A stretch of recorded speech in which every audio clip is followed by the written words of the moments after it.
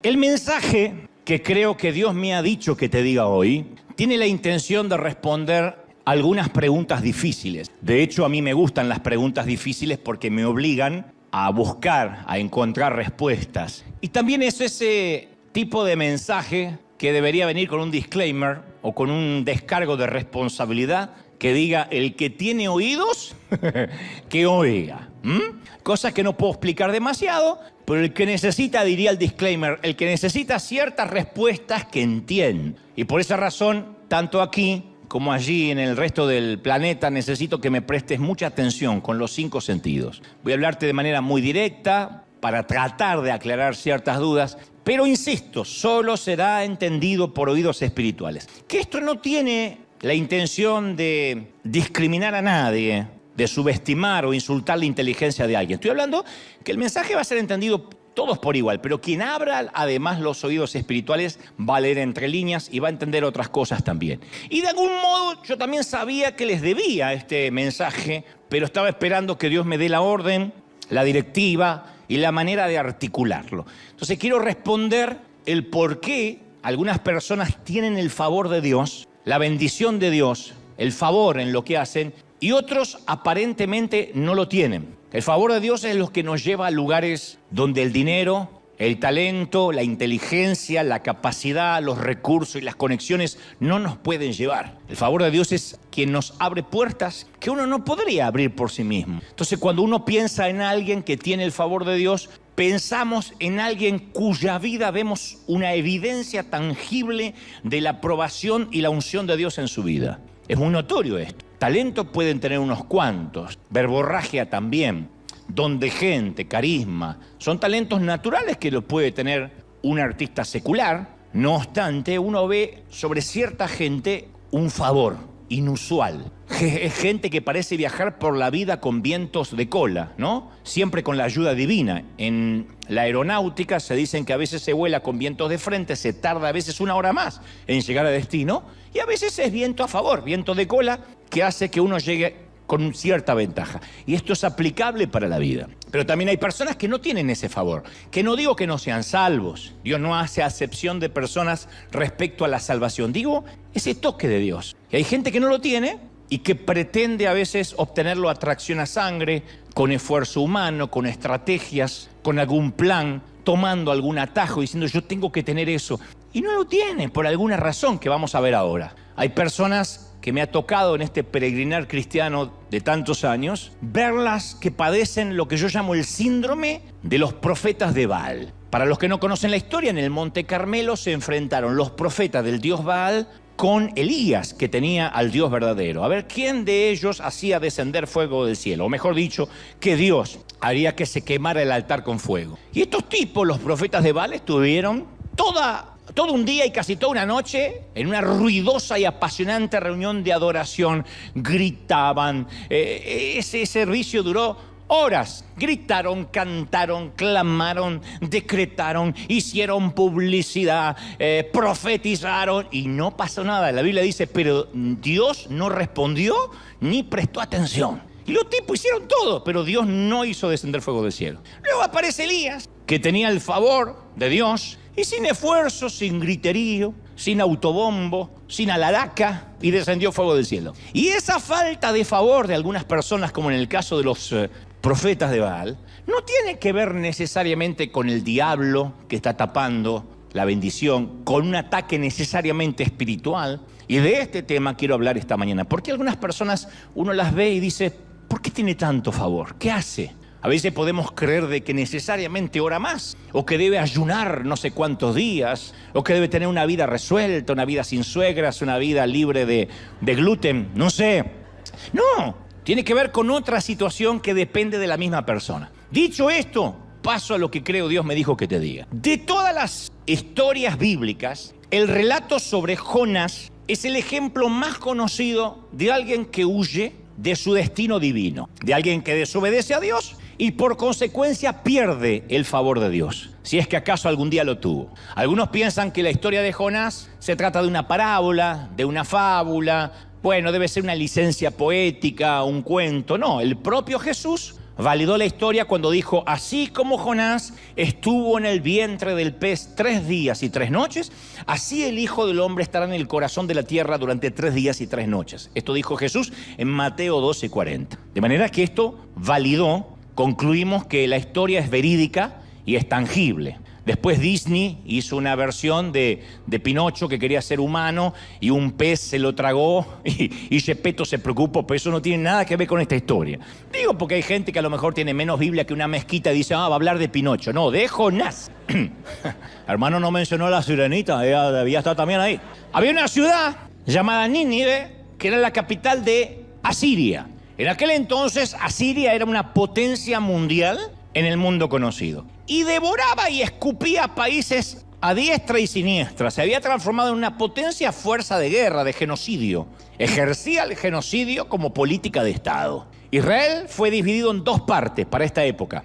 El reino del norte con 10 tribus y el reino del sur que tenía solo 2 tribus. Casualmente el reino del norte fue capturado y aniquilado casi por completo por Asiria. 10 tribus de Israel estaban bajo el pie opresor de los asirios. Y ahí estaba en Asiria Nínive, que era odiada, una ciudad detestada por la mayoría. De manera tal que el profeta Nahum dijo en su momento: ¡ay de ti, Nínive, ciudad sanguinaria! Él la declara como una ciudad llena de sangre, de crimen, dice llena de mentira, de violencia. Hay cadáveres sin fin por la calle, de modo que la gente tropieza con los cuerpos. Y de hecho Nahum, luego en su libro que lleva el nombre, capítulo 3, versículo 19, profetiza la caída de Nínive. Dice: tu lesión, tu caída será mortal, Nínive. Todos los que se enteren de tu destrucción aplaudirán con alegría. Había todo un mundo conocido esperando que caiga esta nación o esta ciudad para celebrar. Y luego dice, añade Nahum, dice: ¿dónde hay alguien que no haya sufrido tu constante crueldad? Por eso digo, todos vamos a celebrar. Nahum decía que el mundo entero iba a victoriar la caída de Nínive. Y un día, sorpresivamente, le llega una orden no a Nahum, a un tal Jonás. Dice: vino palabra del Señor a Jonás, hijo de Amitai, y diciendo: levántate, ve a Nínive, la gran ciudad, y proclama contra ella, porque su maldad ha subido hasta mí. Jonás 1:1. Eso sería similar ahora como decir: ve a hablar con Putin, párate en Rusia y predica contra ellos. Jonás era un profeta, pero un profeta para Israel, profeta de cabotaje. No tenía nada que ver con otros países, con otras naciones. Las demás naciones además no tenían las escrituras. No conocían a Moisés, no tenían el templo, no tenían sacrificios, no conocían a Dios. Pero es impresionante cómo está articulada la orden divina a Jonás. No le dice: ve a Nínive y predícales, sino que dice: aprende a hablar el idioma asirio y predica contra ella. Que no es lo mismo que ve y predícales. Dales amor, dales misericordia. No, predica en contra de ellos. Si yo hubiese sido Jonás, habría respondido: ¿y por qué no lo mandas a Nahum, que siempre está abriendo la jeta y condenándolos, y que vamos a victoriar y qué sé yo? ¡Mándalo a este! Y siempre me pregunté cómo le habló Dios a Jonás, porque la Biblia no da luz sobre eso. ¿Fue una zarza ardiente? ¿Un sueño? ¿Habrá sido una voz moderada? ¿Un ángel? ¿Una visión? ¿Fue un sueño? No sabemos. Vino palabra de Dios a Jonás, pero no sabemos cómo llegó esa palabra. Otra pregunta, trivial si se quiere. ¿Había una señora de Jonás? Digo, llegó Jonás a la casa y le dijo: gorda, Dios me acaba de mandar a Siria a predicarle que se van a morir todos. ¡Estás loco! Yo no te acompaño ya. Yo no te acompaño, anda solo.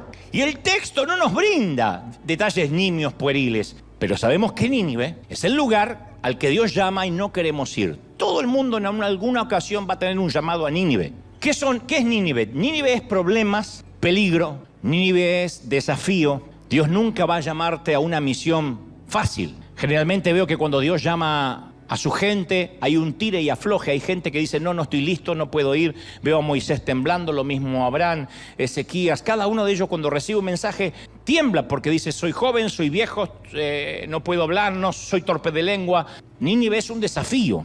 Nínive es cuando Dios dice: no solo te estoy llamando, sino que voy a tratar con tu carácter. Y Jonás sale de su casa, pero no hacia Nínive. Conocen la historia de la mayoría. Se dirige a Tarsis, una ciudad de España, del viejo continente. Y así es más o menos como nos sucede a nosotros. Yo sé que Dios está pidiéndome que vaya a Nínive. Sé que Dios me está diciendo: confronta a esa persona, ten esa conversación difícil, pero va a ser incómoda, pero tienes que tenerla, tienes que tomar la decisión de dejar este empleo, de asumir la otra responsabilidad, la decisión de hablar duro con tu hijo y ponerle las pautas de una vez por todas.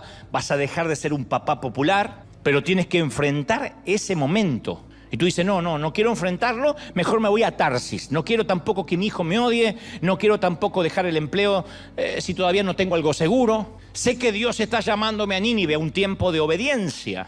Y la obediencia a veces significa que mi autoridad, ya sea mi pastor, mi jefe, mi líder, va a ajustarme alguna tuerca. Y eso duele, eso puede ser humillante, porque la obediencia es servicio también. Y la obediencia significa que capaz que alguien tenga que corregirme algunos detalles filosos de mi carácter que están sin pulir, algunos detalles de mi temperamento. Por Dios, yo he estado muchas veces en esa estación de la vida donde mi pastor me ha dicho, no me gusta esto, quiero que lo cambies. Él era mucho más frontal de lo que yo suelo ser. Y no lo estoy diciendo como un halago hacia mi persona, debería yo ser más directo como lo fue él. Pero a veces, como no quiero que me hagan comentarios acerca de mi carácter, no quiero que alguien opine sobre mi personalidad sin pulir o que debería cambiar algo, lo mejor me voy a Tarsis y nadie me dirá qué hacer. Hay gente que dice, no, yo quiero ser mi propio jefe.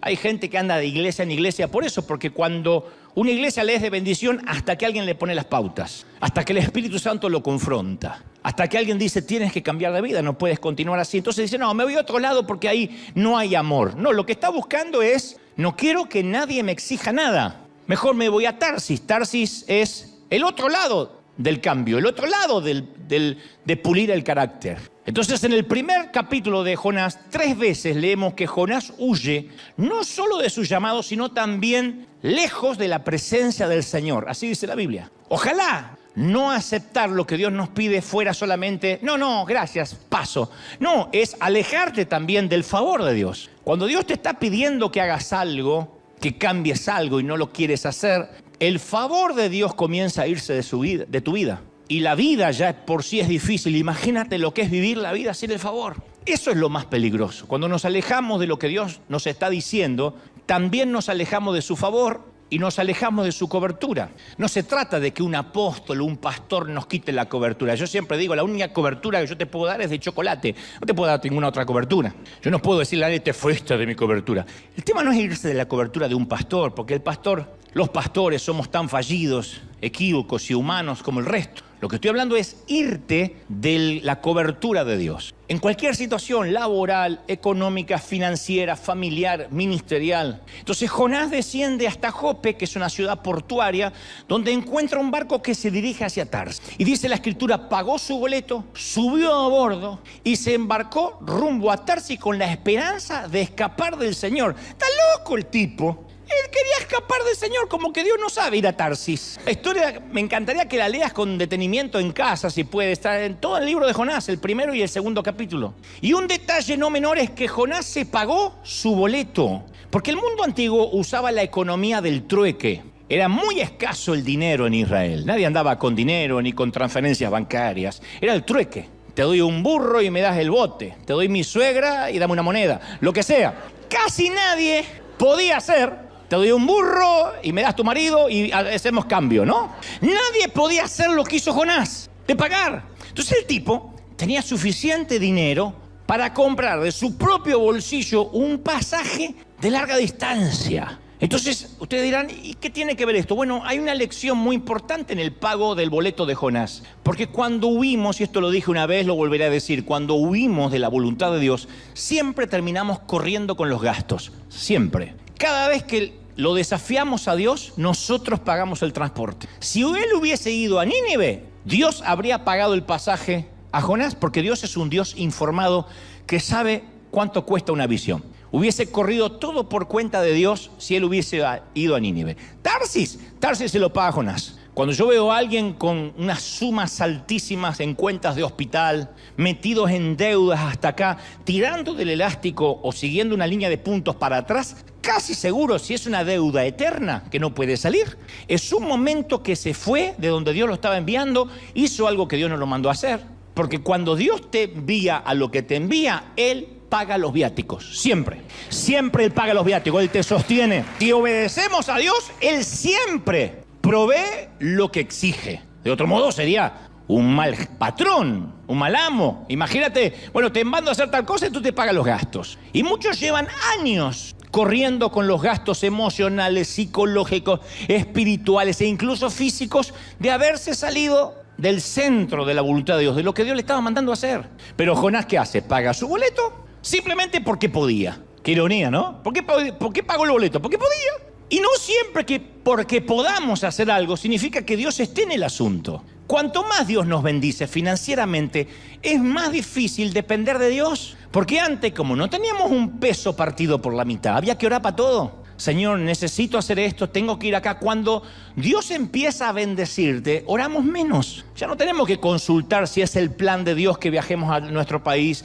si es el plan de Dios que nos compremos un automóvil extra, si es el plan de Dios que nos metamos en una deuda de 50 años, porque podemos. Entonces, cuando uno puede hacer cosas, depende menos de Dios. Esto no significa de que Dios nos quiere pobres y limitados. Dios no tiene límites para bendecir, no en tanto y en cuanto nosotros tengamos la misma sensibilidad que cuando no teníamos nada. Cuando uno no tiene nada, no le queda otra que orar. Cuando uno puede, no necesita tanto orar. ¿Por qué Estados Unidos es el lugar donde los hispanos menos se congregan, donde las iglesias son más pequeñas que en el resto del mundo? Porque acá tienen crédito.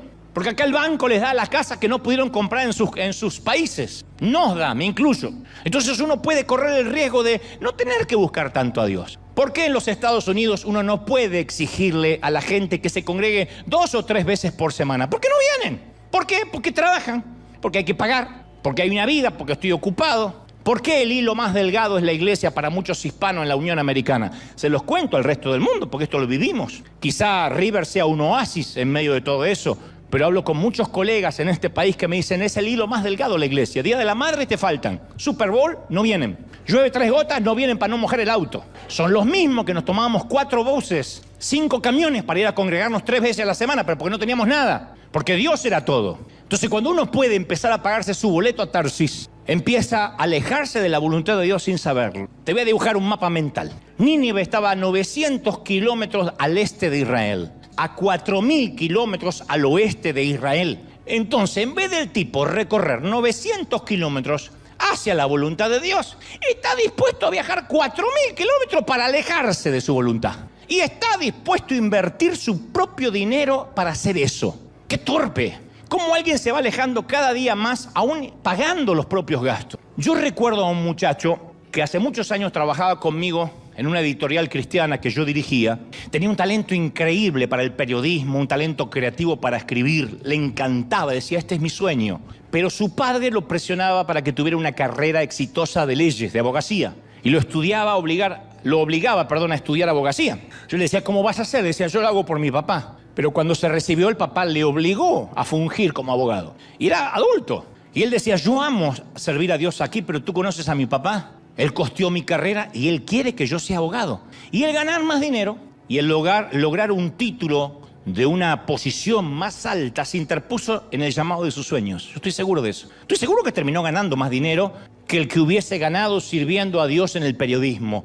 Pero desobedeció su llamado. Obtuvo su doctorado en leyes, pero lo obtuvo en la Universidad de Tarsis. Y cuando uno obtiene un doctorado en la Universidad de Tarsis, uno tiene el diploma en la pared, pero se siente un miserable por dentro. Porque siempre que uno desobedece, el viaje es más largo. Es la decisión que muchos han tomado en sus vidas. Decimos, yo voy a hacer las cosas a mi manera, yo voy a tomar un atajo, pero a mi manera, lejos de Dios, siempre es un camino más arduo, largo. Y yo quiero decirte este secreto, Dios está interesado en ahorrarte todo ese millaje adicional. Los 40 años de desierto, mi querido, son opcionales. O aprendemos por sabiduría o aprendemos por la experiencia. No hay que pasar sí o sí 40 años de esclavitud. El viaje dura 3 meses. Tú decides si llegas en 3 meses a la tierra prometida o tardas 40 años. Dios no está interesado en cuán rápido vas a llegar, sino en cómo vas a llegar hasta ahí. Y el proceso, el tiempo que permanezcamos en el desierto lo decidimos nosotros, no Dios. Más cabezones somos, Dios dice no estás listo. Más duros somos, te vas a quedar en el desierto. Y seguimos dando vuelta en círculos. Y yo sé que hay gente acá que dice, me parece que esa duna ya la vi. Me parece que esa montaña ya la pasé hace 3 años. Y más vale, estás dando vuelta como un hámster porque no has podido crecer. Dios no te puede dar la nueva asignación. Cuando nosotros finalmente decidamos regresar de Tarsis, habrá 4.000 kilómetros entre nosotros y nuestro punto de partida. Ni hablar del lugar donde Dios quería enviarnos. Entonces yo conozco mucha gente que pretende alejarse de lo que Dios le está pidiendo, 4000 kilómetros de la voluntad de Dios, y después quiere que Dios lo arregle con un de repente. Pasar al altar y reciba la chiripiorca. ¡Ah! Y ya está. No hay chiripiorca. Yo sé que suena glamoroso, ahí el pastor me impuso las manos y sentí un calor y casi me orino, pero eso no cambia nada. ¿Qué va a ser una imposición de manos de toda una vida de cosas mal hechas? ¿Cuántos padres se desconectan de los hijos por años y después quieren un milagro repentino, que el hijo sea cariñoso, que el hijo los visite, que sea afectivo? Sí, en la niñez lo ignoramos toda la vida. O gente que nunca sembró, que nunca dio nada y pretende una cosecha que no le corresponde. Me ha tocado. Gente que nunca da nada y dice, yo no entiendo por qué Dios no me bendice. ¿Y cómo vas a cosechar lo que no sembraste? O gente que por años vive de una manera ilegal, que no es lo mismo que ser ilegal. Vivir de una manera ilegal es diferente a ser ilegal. Ser ilegal en este país es no tener documentación. Vivir como ilegal es no intentar, a pesar de no tener documentación, hacer las cosas bien. Buscar un número para poder pagar impuestos, mínimo, para el día que arregle papeles, el gobierno vea de que quiero hacer las cosas bien. Entonces yo conozco gente, que prefiere burlar, timar al Estado y después pretende un de repente, estoy orando por un milagro, que me llegue al correo milagrosamente la green card. Tu abuela, no va a pasar. ¿Por qué? Porque Dios no puede bendecir una mala construcción. Dios no bendice lo que está mal hecho. Dios no es un chapucero. Dios no es alguien que le pone un poco de cal, cemento y una mano de pintura a algo que está deshecho. Dios es excelencia. Dios tiene que estar desde los cimientos en nuestras vidas. ¿Sí o no? Ahora, Tarsis era pionera en el comercio. El comercio marítimo estaba enriqueciendo a mucha gente, a muchos magnates. Así que la frase, una nave a Tarsis, era un símbolo de riqueza. Me tomé una nave a Tarsis, era como tomar un crucero hoy. Me fui al crucero de Disney. Era una cosa así. Alguien que es pobre no se va a un crucero. Esta es una nave a Tarsis. En efecto, aparece muchas veces en el Antiguo Testamento. Isaías 2:12 dice, porque el día del Señor de los ejércitos vendrá contra todo aquel que es soberbio y altivo, contra todo el que se ha ensalzado como las naves de Tarsis. Entonces las naves de Tarsis era el símbolo de el egoísmo, los ególatras. Ezequiel 27:25 hay una imagen similar. Dice, las naves de Tarsis eran las portadoras de tus productos, y con la abundancia de tus riquezas y de tus productos enriquecías a los reyes de la tierra, pero serás destrozada en los mares y en las profundidades caerá tu carga y toda la tripulación se hundirá contigo. Profecías que hablaban del hundimiento de los soberbios y tomaban como referencia la soberbia naves de Tarsis. Entonces las naves de Tarsis eran símbolos de riqueza, autonomía, ego, poder, orgullo, codicia. Para que te des una idea, Jonás huyó a Wall Street, se huyó a Silicon Valley. No es que dijo, más si no obedezco a Dios, me voy a Tijuana. No, él se fue a Silicon Valley. Jonás cree que él está corriendo hacia la seguridad. Y otro gran detalle a tener en cuenta, Dios no le impide subir a la nave de Tarsis. Por eso digo, es una falacia pensar, bueno, yo voy a hacer tal cosa, si no es de Dios, que me detenga, que no pueda embarcar. ¿Vieron que hay gente que va así? Como que Dios tiene que trabajar para él. Señor, voy a tomar este avión, si no es tuyo, que el avión se suspenda. No es así. Dios no impidió que el tipo se subiera, se embarcara a Tarsis. Pero eso no quita que no tendría una cita con él en alta mar. Si las circunstancias adversas de tu vida están relacionadas con una mala decisión que tomaste, con un embarque que no tenías que haber hecho, capaz que sucedió hace meses o años, porque sabes que estás en medio de una tormenta. Algunas tormentas duran años y años y años. Más fuerte remas, más te alejas de la orilla. Más luchas por unificar tus finanzas, más te endeudas. Te esfuerzas por restaurar a la familia, más empeora. Y eso es porque estás luchando contra el viento del Espíritu de Dios. Cuando los vientos son en contra, uno puede remar, pero si esos vientos provienen del Espíritu, yo no quiero estar en tus zapatos. Dice, el Señor mandó un viento poderoso sobre el mar, el cual desató, dice la palabra, una violenta tempestad, no una tempestad de verano, violenta tempestad, que amenazaba con despedazar el barco. Y temiendo por sus vidas, dice las Escrituras, los desesperados marineros pedían ayuda a sus dioses y lanzaban la carga por la borda para aligerar el barco, para que el barco no se diera vuelta como una cáscara de nuez. La historia está en Jonás 1:4.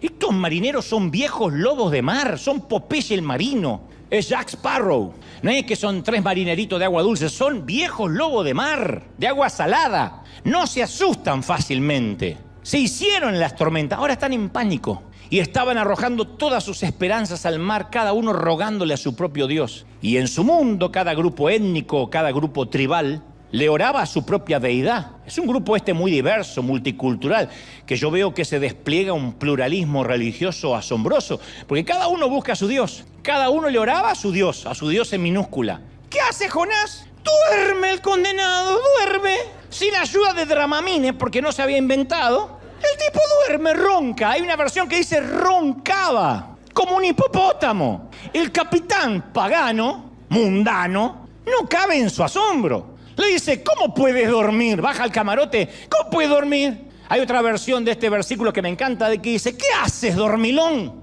Levántate y ora a tu Dios. Quizás nos preste atención el tuyo y nos perdone la vida. ¡Qué ironía! El capitán pagano del barco está pidiéndole al hombre de Dios que se ponga a orar. El pagano haciendo lo que hacen los profetas, hacer un llamado a la oración. Y el profeta hace lo que hacen los paganos, dormir cuando hay que orar. El tipo hay que orar, está durmiendo. El otro ve dormir, ora y no conoce ni a quién orar. Yo te voy a contar algo que aprendí en el camino de la vida. Por eso esto hay que oírlo con oídos espirituales. Hay gente que está a bordo de tu barco porque realmente te ama y quiere ayudarte a alcanzar tu destino. Siempre en todo barco hay personas que se te suben porque te aman incondicionalmente y viajan contigo, en una compañía, en una empresa, en una familia, en una iglesia. Y ellos están contigo a largo plazo, en las buenas, en las malas. Si te metes en problemas, ellos se meterán en problemas contigo. Yo amo a esa gente incondicional. Son los que te irían a ver a la cárcel. Yo no creo en la amistad que dice, yo soy amigo siempre que creas lo mismo que yo, siempre y cuando una foto contigo no me deje mal. Yo soy amigo de los poquitos amigos que tengo. Pueden transformarse en corruptos, no lo voy a aplaudir, no lo voy a aprobar, pero yo voy a estar con él, aunque no entienda su comportamiento. Eso es la amistad, bien entendida. Amigos de pala, como siempre digo. Si matas a alguien a las 3 de la mañana y llamas a un amigo y le dices, mira, tengo el cadáver aquí, hay dos tipos de amigos. Quien te dirá, no me llames, me comprometes, llama al FBI. Y el otro, el que dice, ¿dónde lo tienes? Y cae con una pala. Mirá los asesinos potenciales que vinieron hoy, increíble, ¿eh? Pero es una metáfora de que si se meten contigo, se meten con ellos. Están íntimamente entrelazados en tu vida. Y ellos están en tu vida, Dios los coloca para que puedas llegar a tu destino. Pero cuando alguien está en tu barco con el corazón equivocado, empieza a tapar las arterias del favor de Dios. Dios me ha permitido desarrollar un olfato especial para quienes se suben a mi barco con una agenda propia, yo los puedo oler. No sé, comienzo a sentir una intranquilidad, no tengo base jurídica ni espiritual para decir, me pasa esto, pero hay una intranquilidad. Es Dios diciéndome en mi espíritu, este fulano, esta fulana, no está en el barco porque ama la visión, sino que tiene su propio destino. Parece estar aquí, pero tiene su propio mapa. Y eso es normal. Hay gente que se sube a nuestro barco solo porque le conviene ir a donde nosotros vamos. Pero no te aman a ti, no te aman tu visión, no me aman a mí, no aman mi visión. Están en el barco porque les conviene, porque les queda de paso. De hecho, voy a decirte algo más duro. No te aman, no les agradas.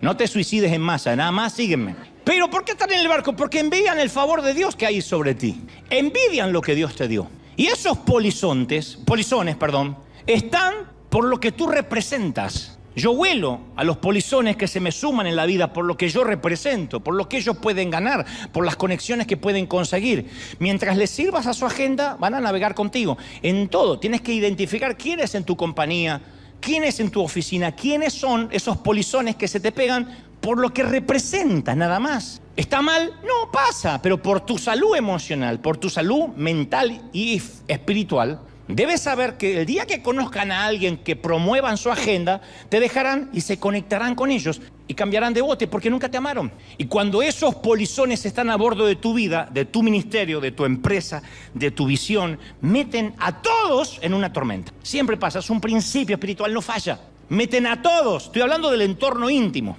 La iglesia es un sitio donde puede venir cualquier persona. Estoy hablando del entorno íntimo, de tu board, de tu comité, de los que te acompañan, de tu equipo. Todos caen en una tormenta por alguien que está allí por lo que representa, sino porque te ama. Porque el corazón que está huyendo a Tarsis empieza a envenenar la atmósfera. El corazón que no está contigo empieza a contaminar los marineros. Los empieza a contaminar. Por eso una vez dije hace mucho tiempo, en una reunión de liderazgo, dije, yo no quiero polizones en este barco, en esta nave. Todos vamos a remar hacia la misma dirección o Dios se verá obligado a echar a alguien a los tiburones. Cuando comienzo a notar que las bendiciones se estancan en el ministerio, sé que Dios está a punto de hacer un saneamiento. Siempre, no falla. Cuando noto que mi propia vida ministerial comienza a estancarse es porque Dios va a hacer una redada sorpresa y va a exponer al polizón. Siempre. Si esto te está pasando, no digas qué está pasando, estoy perdiendo gente. No, Dios expone a los polizones, a los que no están remando hacia la misma dirección. Yo me acuerdo cuando no podíamos comprar un edificio para nuestra congregación. Llevábamos 3 años dando vuelta por los hoteles, los parques. Y un día le dije, Señor, no podemos construir nada. Si no puede ser que nadie nos quiera vender un edificio. Encima no teníamos historia crediticia, etc. Y Dios me muestra claramente que había alguien en el equipo que trabajaba para su propia agenda. Que cuando le decía yo ve al banco, no iba al banco. Que cuando le decía, mira, ya hay un lugar, averigua, me parece que hay muchos asientos, ni siquiera bajaba del auto a ver, no se molestaba, decía, no sirve. Y Dios me dijo, si no es arrojado al agua, el barco se va a hundir. ¿Esto significa no amar? No, significa te amo con todo el corazón. Al agua, mijo. No lo estamos echando del cielo, ni de la salvación, sino de nuestro barco, del sitio donde Dios nos pone.